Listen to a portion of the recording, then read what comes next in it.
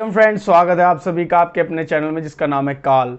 और दोस्तों, आज मैं आप लोगों के लाया हूँ एक ऐसी ही बहुत ही ज़बरदस्त कहानी। दोस्तों, आज की जो कहानी है वो हमें सिखाती है कि दुनिया में या ज़िंदगी में कितने भी बुरे से बुरे हालात हों, आपको कभी हार नहीं माननी चाहिए।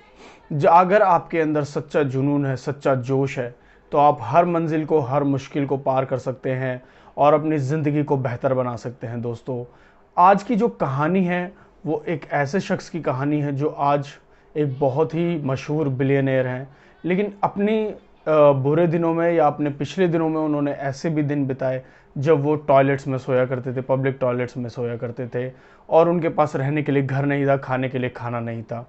मतलब जितने हम सोच सकते हैं उससे भी ज़्यादा बुरे हालातों में उन्होंने अपनी ज़िंदगी को उस समय पर गुजारा। लेकिन उन्होंने कभी भी बुरा ना तो अपने बारे में सोचा, ना ही अपनी किस्मत को कभी दोष दिया, ना ही कभी मरने का या किसी भी चीज़ के बारे में सोचा। हमें ये कहानी जो है, जिस कहानी को आज मैं आप लोगों को सुनाने वाला हूँ दोस्तों, इसमें अगर इस शख्स के अलावा कोई दूसरा शख्स होता तो वो वाकई में सोचता कि इससे बेहतर ऐसी ज़िंदगी जीने से तो अच्छा है कि मैं मर जाऊं और या अपनी ज़िंदगी को ख़त्म कर लूं और इन सब चीज़ों से छूट जाऊं। वो ऐसा ही सोचता। लेकिन आज जो ये कहानी है, जो ये शख्स है, ये जिनकी कहानी है, वो उनका नाम है क्रिस गार्डनर। जी हाँ, क्रिस गार्डनर जो है वो यूएस के रहने वाले थे। 9 फरवरी 1954 में उनका जन्म हुआ था। मिल्कोवी में, मिल्कोवी अमेरिका में पड़ता है, यहाँ पर उनका जन्म हुआ था। और एक बहुत ही साधारण परिवार में उनका जन्म हुआ। जब वह छोटे थे तभी उनके पिता उनको छोड़कर चले गए, उनकी माता जी को भी, उनकी माँ को भी छोड़ गए और उन्हें भी छोड़ गए। और जब उनकी माँ ने बाद में क्या दूसरी शादी कर ली, और दूसरी शादी करने के बाद जो उनके दूसरे पिता थे वो बच्चों को इतना मतलब प्यार नहीं करते थे, मारा करते थे, बहुत मारते पीटते थे, और मतलब बुरी तरह से जितना भी कर सकते थे, यहाँ तक कि वो उनकी माँ को भी मारा करते थे। उनकी कई बार तो ये होता था कि वो एक अपनी उनकी माँ को जो थे, उनके जो दूसरे पिता थे, वो पुलिस में भी भेज दिया करते थे, मतलब जेल में भेज दिया करते थे झूठे केसों में। एक दिन जब क्रिस गार्डनर 8 साल के थे, तब वो उनकी माँ को उनके दूसरे पिता ने जिंदा जलाने की कोशिश की। और इसके चलते उन्होंने, उनकी माँ जो थी वो घर छोड़कर चली गई। लेकिन यहाँ से जो क्रिस थे वो बिल्कुल अकेले हो गए, और वो मिल्कोवी से सैन फ्रांसिस्को आ जाते हैं। वहाँ से निकल जाते हैं वो भी, और अब बिल्कुल अकेले थे। और वो जब सैन फ्रांसिस्को आ जाते हैं तो पढ़ाई लिखाई भी उनकी छूट गई थी, एक बच्चे ही थे उस समय पर। तो जब पढ़ाई लिखाई भी छूट गई सॉरी, पढ़ाई लिखाई छूट जाती है तो उनके पास ना रहने के लिए घर था, ना खाने के लिए खाना था, ना कोई दोस्त था, ना कोई परिवार था, कोई भी नहीं था साथ में। और बचपन से जो चीज़ें वो झेल रहे थे वो अलग थी उनके साथ में। अब वो क्या करते थे, वहाँ पर जो वहाँ के चर्च थे और अनाथालय थे और वहाँ के जो पब्लिक टॉयलेट्स थे, वो अपनी रातें उनमें बिताया करते थे सोकर। दिन तो जैसे तैसे करके गुजार लिया करते थे, छोटे मोटे काम कर कर। लेकिन रहने के लिए कोई जगह नहीं थी जिसके लिए वो वहाँ पर रहा करते थे, टॉयलेट्स में, पब्लिक टॉयलेट्स में, या फिर वो चर्च में कहीं पर रुक गए, या फिर अनाथालय में कहीं पर रुक गए। लेकिन ज़्यादा देर कहीं भी नहीं रुक पाते थे। जैसे मैंने आपको बताया कि शुरुआती दिन जो थे उनके बहुत ही बेकार गुजरे थे, पब्लिक टॉयलेट्स, चर्च और अनाथालयों में गुजारे उन्होंने अपने। और वहाँ पर भी ऐसा नहीं था कि वो आराम से जाकर रह लेते थे, वहाँ पर भी लंबी लंबी लाइनें लगी रहती थी जिन अनाथालयों में वो जाते थे, या फिर चर्च में जाते थे जहाँ पर वो ठहरने के लिए रात को, वहाँ पर भी लाइनें लगी रहती थी। और वो दिन भर काम कर कर वहाँ पहुँचते थे छोटे मोटे, और वहाँ पर जाकर तब उनको मिलता था रहने के लिए। अब सैन फ्रांसिस्को में कई सालों के बाद एक दिन उनकी ज़िंदगी में एक खुशी आती है दोस्तों। वहाँ एक लिंडा नाम की लड़की उनको मिलती है, और वो लिंडा नाम की लड़की से वो अपनी पूरी कहानी उनको शेयर करते हैं, उनके साथ बताते हैं उनको। और ये सुनकर लिंडा बड़ी प्रभावित होती है कि ऐसी चीज़ें होने के बाद भी वो कितने, मतलब इतनी मेहनत कर रहे हैं और अभी भी इतने ऐसे रह रहे हैं। तो लिंडा को उनसे प्यार हो जाता है और दोनों एक दूसरे से बहुत प्यार करने लगते हैं, और दोनों शादी कर लेते हैं। अब शादी के बाद दोनों को एक बच्चा होता है जिसका नाम क्रिस्टोफर होता है। क्रिस्टोफर बच्चा होता है, लेकिन बदकिस्मती और जो गरीबी थी वो उनका साथ नहीं छोड़ रही थी अभी भी। हालांकि जो क्रिस गार्डनर थे वो भी छोटी मोटी नौकरी कर रहे थे, लेकिन जो मेडिकल इक्विपमेंट्स होते हैं उनको बेचने का जो उससे कमीशन मिलती थी वो उससे अपना घर चलाते थे जैसे तैसे। और लिंडा भी साथ में काम कर रही थी छोटे मोटे, जिनसे कि वो अपने परिवार को, अपने बच्चों को पाल सके और अपना गुजारा कर सके। लेकिन यहाँ से क्या क्रिस के लिए मुसीबतें बढ़ती चली गई, क्योंकि पहले तो वो कैसे भी रह लेते थे, लेकिन अब शादी हो गई, बच्चा था और बीवी थी, दोनों की जिम्मेदारियां थी, उनको पालना पोसना सब करना था। और इसी बीच में एक बड़ी कंपनी के साथ वो प्रिंटिंग जो मशीन्स होती हैं उनको बेचने लगते हैं। अब वहाँ से जो छोटे सैलरी मिलती थी और थोड़ा बहुत कमीशन मिलता, बेसिक नीड्स को घर की पूरा करने की कोशिश करते, लेकिन वो भी नहीं हो पा रही थी क्योंकि इतनी ज़्यादा कमाई नहीं हो रही थी। अब शुरू में तो जैसे तैसे करके सब कुछ ठीक चल रहा था, लेकिन यहाँ पर लिंडा जो है बाद में परेशान हो जाती है इन सब चीज़ों से। और लिंडा कहती है कि मैंने जिससे शादी की है वो इस काबिल भी नहीं है कि घर के खर्चों को चला सके या बच्चों के खर्चों को चला सके, और मैं तुम्हारे साथ नहीं रह सकती। हालांकि जो क्रिस थे वो उनको बहुत समझाने की कोशिश करते हैं, लेकिन लिंडा नहीं मानती है। लिंडा जिद पकड़ लेती है कि मैं तुम्हारे साथ नहीं रहूंगी। अब इसी दौरान में एक वाकया होता है कि जब क्रिस जो है वो कुछ दूरी पर ही सैन फ्रांसिस्को में एक हॉस्पिटल थे, हॉस्पिटल से दवाई लेने जा रहे थे। वो मेडिसिन लेकर जब बाहर निकलते हैं वहाँ से, तो देखते हैं कि एक लाल कलर की गाड़ी खड़ी है, फरारी, और उसके तरफ एक शख्स बढ़ रहा है जिसने बहुत ही महंगा एक्सपेंसिव सूट पहना हुआ है। और वो, उनको पता नहीं क्या होता है, वो एकदम से भाग कर जाते हैं और उस शख्स से पूछते हैं कि आप ऐसा क्या करते हैं जो आपके पास ये महंगी महंगी गाड़ियां हैं और इतने अच्छे कपड़े आपने पहने हुए हैं, ऐसा क्या करते हैं आप? तो वो बताता है कि मैं एक ब्रोकर हूँ शेयर मार्केट का। तो जब उनको पता चलता है कि वो शेयर मार्केट का ब्रोकर, तो वो पूछते हैं कि ये क्या, मतलब ये क्या होता है और इसके लिए क्या करना पड़ता है अगर मुझे भी ये बनना हो तो बताते हैं कि इसके एक कोर्स होता है, उसके एक ट्रेनिंग होती है, उस ट्रेनिंग के बाद एक इंटरव्यू होता है, एक एग्ज़ाम होता है, उसको पास करने के बाद ही आप एक ब्रोकर बन सकते हैं। तो जो क्रिस थे वो सुनकर और वो साथ ही बताता है कि मैं $80,000 पर मंथ कमाता हूँ। तो ये सुनकर क्रिस जो है हैरान हो जाते हैं कि मैं इतनी मेहनत करता हूँ पूरे दिन, तब भी जाकर मैं इतना पैसा नहीं कमा पाता हूँ। मुश्किल से $500 $1000 मैं कमा पाता हूँ, लेकिन ये महीने के $80,000 कमाते हैं। तो वो उनसे बात करते हैं और पता करते हैं सारी चीज़ों का। उसके बाद वो एक कंपनी से बात करते हैं अपने ट्रेनिंग के लिए। तो कंपनी उनको बताती है कि आपको जो यहाँ पे हो सकता है, आपको ट्रेनिंग होगी, उसके बाद आपका एग्ज़ाम होगा, जिसको आपने क्लियर कर दिया तो आप एक ब्रोकर बन सकते हैं। तो वो कहते हैं कि ठीक है। तो क्रिस के एक शेड्यूल रख दिया जाता है इंटरव्यू का। इंटरव्यू का शेड्यूल जो रखा जाता है वो 10 दिन बाद का होता है, जिस दिन वो बात करते हैं। अब जब 10 दिन बीतने वाले होते हैं तो 9वें दिन क्या होता है, एक दिन पहले इंटरव्यू से वहाँ पर जब क्रिस थे एक पार्किंग में अपनी गाड़ी लगाते हैं, लेकिन उनके पास पैसे नहीं थे। तो वो पैसे ना होने के चक्कर में वहाँ से टिकट नहीं लेते हैं पार्किंग की, और वो ऐसे ही चले जाते हैं।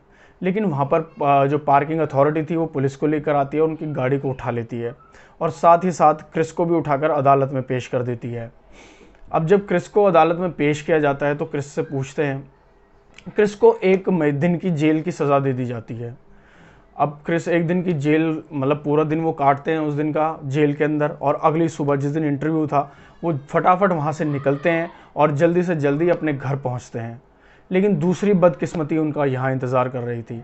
जैसे ही वो घर पहुँचते हैं उनको पता चलता है कि उनके घर में जो उनकी बीवी थी और बच्चे थे, उनकी बीवी उनको छोड़कर चली गई है और उनके बच्चे को भी लेकर वहाँ से चली गई है, और साथ ही साथ वो सारे कपड़े, जूते और घर का सारा सामान भी वहाँ से लेकर चली गई है।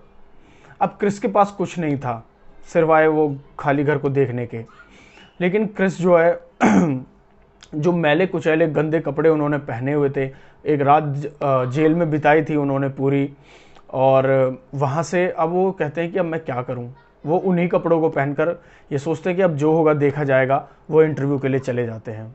अब जैसे ही वो इंटरव्यू के लिए वहाँ पहुँचते हैं, वहाँ पर जो इंटरव्यूअर था वो उनको देखता है और इंटरव्यूअर उनसे उनके गंदे कपड़ों को देखकर पूछता है कि आखिर ये क्या है, आपने ऐसे कपड़े क्यों पहने हैं। तो क्रिस जो थे वो बिना झिझके सारी सच्चाई बताते हैं, जो उनके साथ पूरे 1 दिन पहले जो भी हुआ था वो उस चीज़ को बताते हैं इंटरव्यूअर को कि मैं मेरे पास पैसे नहीं थे, मैंने पार्किंग में वो गाड़ी लगाई और गाड़ी को उठा लिया गया पुलिस के द्वारा, और पुलिस ने मुझे 1 दिन की सज़ा दी जेल में बंद रखा। और जब मैं वहाँ से घर पहुँचा इंटरव्यू के लिए तैयार होने के लिए, तो मुझे पता चला कि मेरी बीवी और मेरे बच्चे को लेकर वो वहाँ से जा चुकी है। अब जब इंटरव्यूअर ने ये सुना और उसकी सारी चीज़ें सुनी, तो इंटरव्यूअर को भी लगा कि इसने बिना झिझके और सारी अपनी जो सच्चाई है वो मुझे बता दी है। तो वो इस चीज़ से बहुत प्रभावित हुआ और उसने कहा कि ठीक है, तुम हमसे जुड़ सकते हो। उसने क्रिस को कहा कि तुम हमसे जुड़ सकते हो, और स्टार्टिंग में उन्होंने 1000 रुपये पर मंथ उनको देने की बात की। तो क्रिस ने कहा ठीक है, वो मतलब उनको लगा कि कम से कम कुछ ना से तो कुछ होना सही है, तो वो वहाँ से जुड़ गए। जब धीरे धीरे वो वहाँ से जुड़े रहे और साथ ही साथ यहाँ पर अपना काम करते रहे, फिर वो बाद में एक कंपनी से जुड़ गए। उस कंपनी से जुड़ने के बाद में उन्होंने कुछ टाइम वहाँ पर काम किया। फिर उन्हें लगा कि अगर मैं एक कंपनी के साथ ही काम करता रहा तो एक सैलरी पर ही हमेशा रह जाऊँगा, और वो ऐसा नहीं चाहते थे। तो उन्होंने क्या किया, कुछ टाइम एक्सपीरियंस लिया उस कंपनी से और वहाँ से चले गए। वहाँ से वो जाकर उन्होंने अपनी एक फर्म शुरू करी, उन्होंने अपनी एक कंपनी तैयार करी, और उस कंपनी को तैयार कर उन्होंने उसको स्टार्ट किया। और उसको स्टार्ट कितने में किया, उसको सिर्फ $10,000 में उन्होंने उस कंपनी को शुरू करा, जिसका नाम था स्टॉक ब्रोकर फर्म। एक स्टॉक ब्रोकर फर्म उन्होंने शुरू करी और उन्होंने अपनी एक कंपनी को स्टार्ट किया जिसका नाम था इन्फॉर्मेशन होल्डिंग। इन्फॉर्मेशन होल्डिंग नाम से उन्होंने एक कंपनी को स्टार्ट किया, और $10,000 उन्होंने जमा किए थे उस कंपनी में काम करते करते धीरे धीरे, और जिन 10,000 से उन्होंने इस कंपनी को स्टार्ट किया। अब जब वो कंपनी स्टार्ट हुई, धीरे धीरे उन्होंने लोगों को शामिल करना शुरू करा इस कंपनी में, और जब धीरे धीरे ये कंपनी चलने लगी, आगे बढ़ने लगी, तो ये 10,000 से ये कंपनी जो है धीरे धीरे बढ़ते मिलियंस में पहुंची, उसके बाद बिलियंस में पहुंची, और देखते ही देखते क्रिस गार्डनर बिलियनियर बन गए थे। उसके बाद पूरे यूएस में क्रिस गार्डनर का बहुत ही नाम हुआ, और पूरे उन्होंने अपने अमेरिका में बहुत नाम किया और अपने बिजनेस को कहाँ से कहाँ ले गए। और उसके बाद उन्होंने एक बुक भी लिखी जिसका नाम था परस्यूट ऑफ हैप्पीनेस। इस किताब को उन्होंने लिखा, और साथ ही साथ उस बुक के ऊपर ही इसी नाम से एक मूवी भी बनी थी इन्हीं के ऊपर, जिस मूवी को विल स्मिथ ने किरदार किया था जिस मूवी में इनका, और इस मूवी ने ही अकेले $300 मिलियन का जो है बिजनेस किया था, अकेले इस मूवी ने ही। उसके बाद में जब लिंडा को ये सारी चीज़ें पता चली, तो लिंडा को बाद में बहुत अफसोस हुआ कि जब बुरा टाइम था तब मैं क्रिस को छोड़कर चली गई थी, और आज उनका इतना अच्छा टाइम है, बेटा साथ में था। अब हाँ, इसी बीच में क्या हुआ था एक चीज़ कि जो लिंडा थी, लिंडा जो है वो क्रिस्टोफर को जब क्रिस के पास छोड़कर चली गई थी, और क्रिस के पास छोड़ दिया था ये सोच कर के, अब ये बोल कर कि अब मैं इसको नहीं पालूंगी, तुम ही पालो। लेकिन क्रिस उस वक्त पर सिर्फ उस कंपनी से $1,000 ही मिलते थे उसको, लेकिन वो खुद तो टॉयलेट्स में, पब्लिक टॉयलेट्स में रह लेते थे और भी बाकी सारी चीज़ें एडजस्ट कर लेते थे। लेकिन एक पिता जो है वो खुद तो सो सकता है, लेकिन अपने बेटे को कैसे टॉयलेट में सुला दे, आखिर पिता है। तो वो सोचते हैं, वो कहते हैं कि ठीक है मैं अपने बेटे को पालूंगा। लेकिन उस वक्त किराए का घर भी नहीं था, कुछ नहीं था, पैसे नहीं थे। फिर भी उन्होंने एक सस्ता सा किराए का घर लिया और अपने बेटे को डे बोर्डिंग स्कूल में डाल दिया, और ये सोचकर छोड़ देते थे हर रोज़ उसको कि एक दिन सब कुछ बदलेगा और सब कुछ ठीक होगा और सब कुछ खुशहाल होगा। और वो अपनी ट्रेनिंग के लिए जाते थे, मतलब उस कंपनी में काम करते थे, और धीरे धीरे सब कुछ बदला, वो बिलियनेयर बने, और आज भी बेटा उनके साथ है और दोनों ही बहुत खुशी से रहते हैं दोस्तों। बाद में उन्होंने जो ये बुक लिखी, एक जब इस बुक का प्रीमियर था तब उन्होंने वो बुक के प्रीमियर को छोड़कर एक जगह से न्योता आया था, इनविटेशन आया था, वहाँ पर गए, क्योंकि बाद में उन्होंने एक मोटिवेशनल स्पीकर के तौर पर भी ऐसे लोगों को समझाना और मोटिवेशन देना शुरू किया जो ज़िंदगी से बहुत ज़्यादा निराश हैं। उन्होंने उनको अपनी कहानियाँ बताईं, अपने किस्से, अपने एक्सपीरियंस शेयर किया, करते रहे और आज भी करते हैं दोस्तों। और उन्होंने एक और चीज़ बताई थी कि जिस लाल फरारी ने उनकी ज़िंदगी बदली, जिस लाल फरारी को देखकर वो इतने आकर्षित हुए थे, उसी लाल फरारी को उन्होंने, मतलब उसको नहीं, एक लाल फरारी उन्होंने ख़रीदी जो कि अमेरिका के एक बास्केटबॉल प्लेयर थे माइकल जॉनसन, उनसे वो फरारी खरीदी उन्होंने, और कहा कि ऐसी ही एक फरारी ने मेरी ज़िंदगी को बदला था, मेरी सोच को बदला था, और ये फरारी मेरे लिए बहुत ज़्यादा मायने रखती है। और एक सुपरस्टार जो बास्केटबॉल के सुपरस्टार प्लेयर हैं, उनकी फरारी को रखना तो मेरे लिए और शान की बात है। और आज क्रिस की ज़िंदगी एकदम बढ़िया है, उनके पास हर वो चीज़ है जो वो चाहते हैं।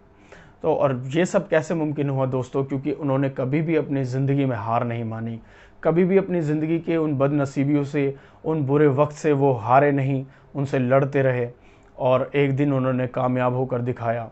तो यही मैंने आपको स्टार्टिंग में बताया था कि अगर आप सच्चे जुनून और जज्बे से किसी काम को करते रहें, ज़िंदगी में हार ना माने, तो आप भी कुछ भी हासिल कर सकते हैं दोस्तों। ये कहानी से हमें यही सीखने को मिलता है दोस्तों। तो आज के लिए बस इतना ही। अगर वीडियो अच्छी लगी तो उसको लाइक कीजिएगा, चैनल को सब्सक्राइब कीजिएगा, और वीडियो को ज़्यादा से ज़्यादा लोगों के साथ शेयर कीजिएगा दोस्तों। जय हिंद।